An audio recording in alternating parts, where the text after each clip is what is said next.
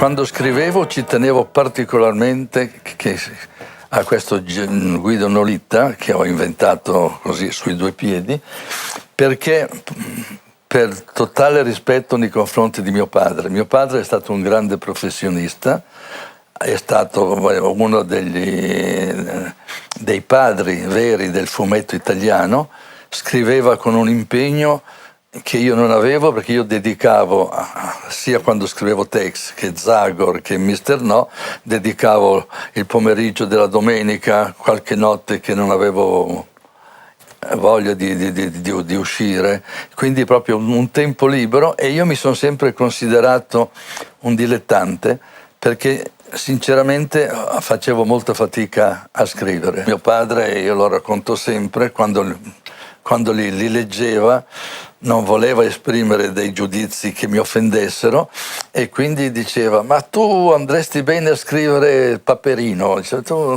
queste robe qui di avventure non ti vengono bene. Bonelli padre, chiunque l'abbia conosciuto, dice che era un Marcantonio molto simile a Tex, convinto di poter mettere a posto il mondo. Te qua, te là, te in prigione, te promosso, te su... aveva le idee chiare, no? Come Tex. E invece Sergio è di un'altra pasta, forse anche per i suoi viaggi, forse perché ha conosciuto tante persone, forse perché ha somigliato più alla mamma, chi può dirlo? Però è vero anche che uno che viaggia tanto e vede tanti popoli, si confronta con, che so, lui viaggiava molto in Africa, in Amazzonia, e si confronta con tante realtà, impara anche ad ascoltare e a non giudicare. Coinvolgendo come al solito anche un mucchio di poveracci che non hanno nessuna colpa.